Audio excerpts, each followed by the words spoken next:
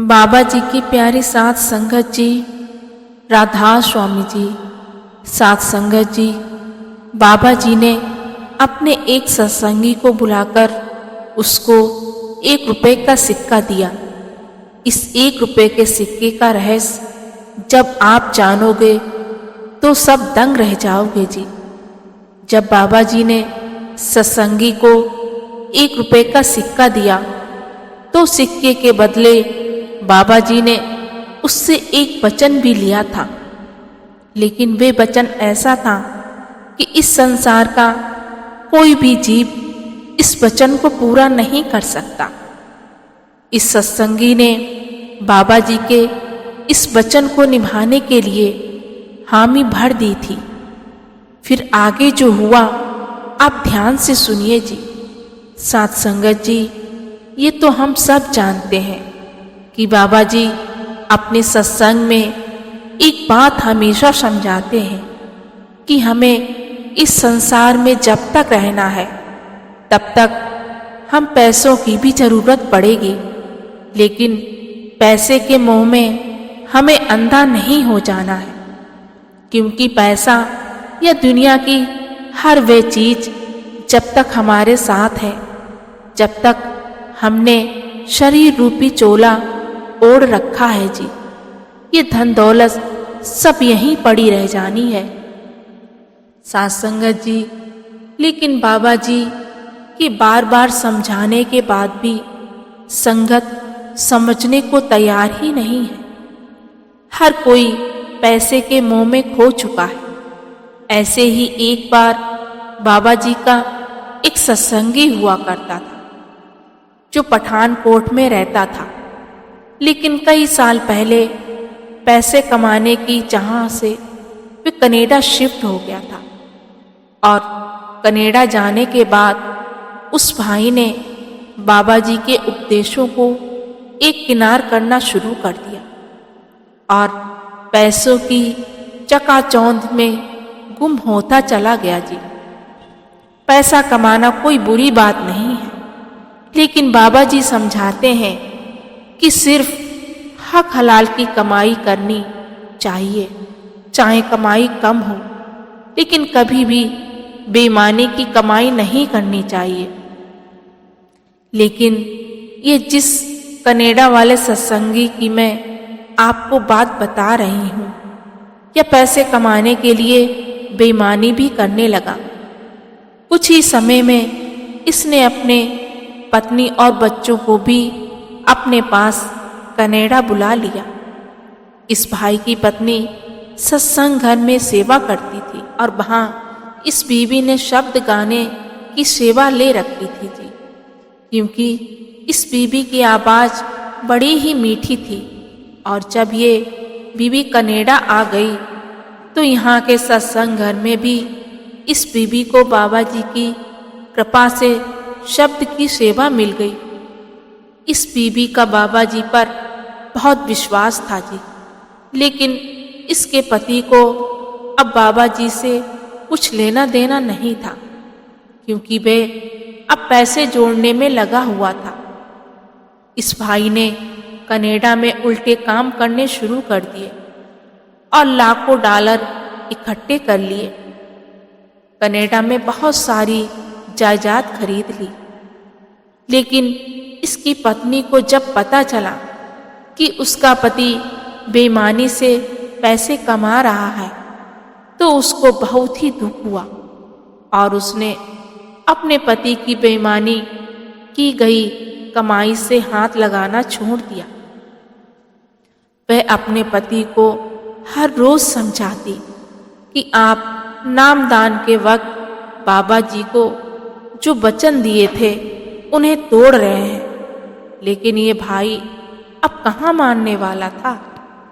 इस भाई की पत्नी ने अपना और अपने बच्चों का गुजारा करने के लिए कनाडा के एक बड़े से स्टोर में कैशियर की नौकरी करनी शुरू कर दी, क्योंकि वे अपने पति की बेईमानी की कमाई को हाथ तक नहीं लगाती थी और ना ही उस पैसों को अपने बच्चों के ऊपर खर्च होने देती थी। इस बीबी के पति ने बहुत बार कोशिश की, लेकिन ये बीबी नहीं मानी और अपने पति को ये सब छोड़कर नेकी की कमाई करने की सलाह देने लगती।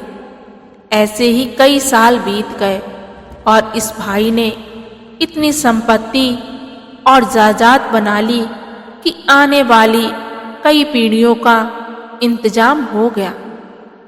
लेकिन ये सब कुछ कमाया गया था बेईमानी के पैसों से। बीबी को बहुत दुख होता और बीबी बाबा जी के आगे बहुत रोया करती थी। बाबा जी से अरदास किया करती थी कि बाबा जी, इससे अच्छा तो हम इंडिया में ही थे, वहाँ कम से कम हक हलाल की कमाई तो घर में आया करती थी। अब आप ही मेरे पति को अकल दो। साथ संगत जी, बाबा जी तो जानी जान होते हैं। वो जब नाम देते हैं तो उन्हें अपनी हर एक रूह की पूरी जानकारी रहती है जी, कि कौन वचनों को निभा रहा है और कौन तोड़ रहा है। और जो तोड़ते हैं फिर बाबा जी उन्हें किसी न किसी तरह से किसी न किसी रूप में समझाते हैं। लेकिन अगर तब भी वे नहीं मानते तो बाबा जी सख्त हो जाते हैं। बीबी की अरदास तो बाबा जी तक पहुंच चुकी थी और अगली बार जब बाबा जी कनाडा आए तो बाबा जी ने संगत के साथ सवाल जवाब किए और बीबी की जिद पर वे भाई भी उस दिन बाबा जी के दर्शन करने सत्संग घर चला आया। और उस दिन इस बीबी ने बाबा जी से एक सवाल किया। बीबी रोते हुए कहने लगी कि बाबा जी, आपका पंछी गलत दिशा में उड़ने लगा है, आप उसकी संभाल कर लो। तो बाबा जी ने हाँ में सिर हिला दिया। बाबा जी तो जानते ही थे कि उन्हें कैसे उस भाई को सही रास्ते पर लाना है जी। सवाल जवाब के बाद बाबा जी ने अपने एक सेवादार से कहा कि उस बीबी के पति को मेरे पास लेकर आओ। तो एक सेवादार ने जाकर बीबी के पति को कहा कि बाबा जी आपसे मिलना चाहते हैं। ये सुनकर वे भाई थोड़ा घबरा गया, लेकिन खुद सतगुरु ने बुलाया था तो जाना ही था। तो ये भाई बाबा जी के सामने चला गया और बाबा जी ने अपनी जेब से 1 रुपए का सिक्का निकाला और कहा कि बेटा, ये कोई मामूली सिक्का नहीं है। इस सिक्के को जब तक तुम अपने पास रखोगे तब तक तुम्हारी धन दौलत और जायदाद बढ़ती जाएगी। अब ये भाई तो पहले से ही पैसों का लालची बना हुआ था, तो इसने एकदम से बाबा जी से सिक्का ले लिया और बहुत ज़्यादा खुश होते हुए बाबा जी का शुक्राना करने लगा और कहने लगा कि बाबा जी, मैं इस सिक्के को हमेशा अपने पास रखूंगा। तो बाबा जी ने कहा कि यह तो बड़ी अच्छी बात है, लेकिन तुम्हें मेरे इस सिक्के को वापस भी देना होगा।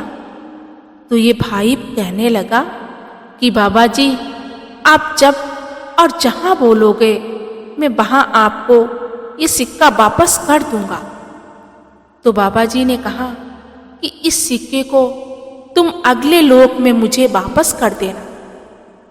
भाई इतना खुश हो रहा था कि उसको समझ नहीं आया कि बाबा जी कहना क्या चाहते, और उसने बाबा जी को वचन दे दिया कि बाबा जी, मैं आपके इस सिक्के को अगले लोक में वापस कर दूंगा। ये कहकर वे भाई खुशी खुशी अपनी पत्नी के साथ घर लौटकर आ गया और घर जाकर अपनी जेब से सिक्के को निकालकर अपनी पत्नी से कहने लगा कि इस सिक्के को बड़ी हिफाजत से कहीं रख दो। पत्नी ने हैरानी से पूछा कि ये तो सिर्फ 1 रुपए का सिक्का है, इसकी इतनी हिफाजत क्यों? तो वो भाई बाबा जी की कही सारी बात बता दी और यह भी बता दिया कि इस सिक्के को मुझे अगले लोक में वापस करना है। ये सुनकर पत्नी को सारा खेल समझ आ गया। पत्नी जोर जोर से हंसने लगी। पत्नी की हंसी को देखकर पति ने हैरानी से पूछा कि क्या तू पागल हो गई है?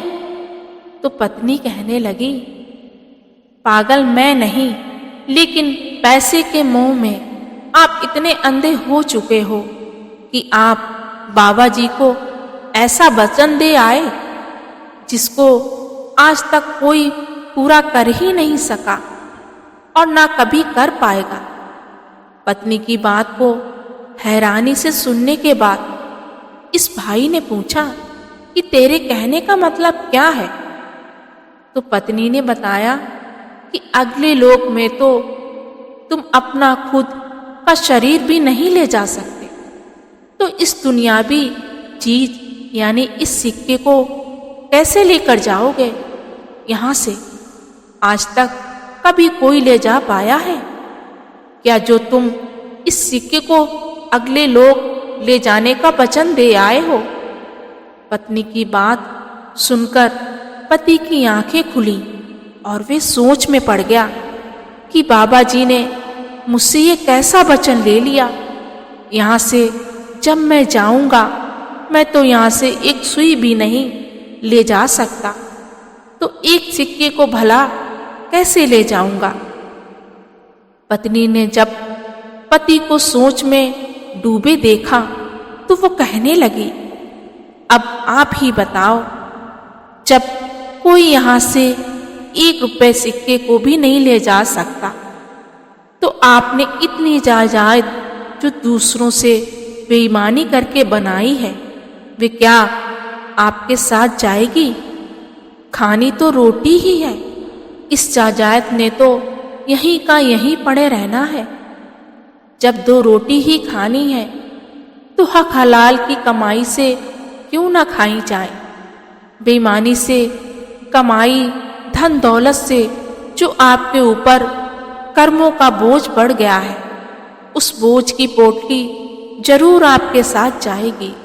और जब ऊपर धर्मराज के दरबार में पोटली खोली जाएगी तो आपकी नजरें नहीं मिला सकोगे और आपको एक एक पैसे का हिसाब सूद सहित वहां देना होगा। तब क्या करोगे? बाबा जी ने आपको सिक्का देकर अगले लोक में वापस देने का वचन इसीलिए लिया है जिससे कि आप समझ सको कि अगले लोक में कर्मों का बोझ साथ जाता है और कुछ नहीं। अपनी पत्नी की बातें सुनकर इस भाई की आंखें खुल गईं और ये भाई अपने किए पर बाबा जी से माफी मांगने लगा। और इस भाई को पछताता देखकर इसकी पत्नी कहने लगी कि अगर आप सच में ही सही रास्ते पर चलना चाहते हो तो आपने आज तक जितने लोगों के साथ बेईमानी की है उनके पैसे ब्याज समेत उन्हें लौटा दो। मैं आपके साथ झोपड़ी में भी रह लूंगी, लेकिन बेईमानी की कमाई का इस्तेमाल करके आपके साथ नहीं रहूंगी।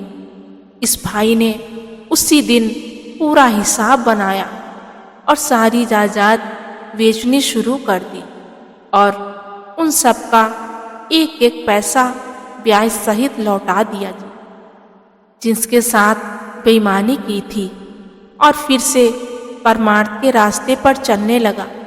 साथ संगत जी, संतों महात्माओं का समझाने का तरीका बड़ा ही निराला होता है जी। अगर बाबा जी इस भाई को अपने पास बुलाकर थोड़ा डांट देते या थोड़ी अच्छी अच्छी बातें समझा देते तो इस भाई को कोई फर्क नहीं पड़ता। बाबा जी इसकी कमजोरी जानते थे और इसलिए बाबा जी ने इस भाई को सही रास्ते पर लाने के लिए एक ऐसा खेल रचा कि इस भाई खेल में ये भाई हार कर भी जीत गया। साध संगत जी, ऐसा माना जाता है कि बेईमानी से हासिल की गई हर उस चीज का जब हिसाब देना पड़ता है तो वे इतने गुना ज्यादा हो चुकी होती है कि मालिक हमें ना जाने कैसी कैसी जोनियों में भेजकर उस हिसाब को पूरा करवाते हैं जी। हम अक्सर देखते हैं कि बहुत सारे लोग पालतू जानवरों से खेती में काम लेते हैं और जानवर काम ना करें तो किसान उन पर कोड़े तक बरसाते हैं। ये सब कुछ इसलिए होता है क्योंकि पिछले जन्मों में उस जानवर ने किसान के साथ कोई ना कोई धोखा किया था, जिस वजह से अगले जन्म में मालिक ने किसान का हिसाब चुकाने के लिए किसान के घर उसको जानवर की जोनी में भेज दिया, जिससे कि वे सारी उम्र किसान के खेतों में काम करते रहे। ऐसे और भी बहुत से उदाहरण हमने अपने आसपास देखने को मिल जाते हैं जी। ये सिर्फ उदाहरण ही नहीं बल्कि यही मालिक के हिसाब करने का तरीका होता है जी।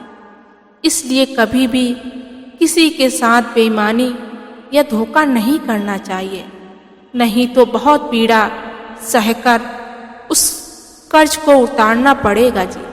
साध संगत जी, मुझे उम्मीद है कि आपको आज की ये घटना समझ में आ गई होगी जी।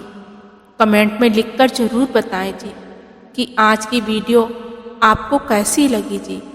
और अगर आप लोग चैनल पर पहली बार आए तो संगत के अपने इस चैनल सार बच्चन को सब्सक्राइब करना ना भूलें जी। फिर मिलेंगे एक नई प्रेरणादायक वीडियो के साथ।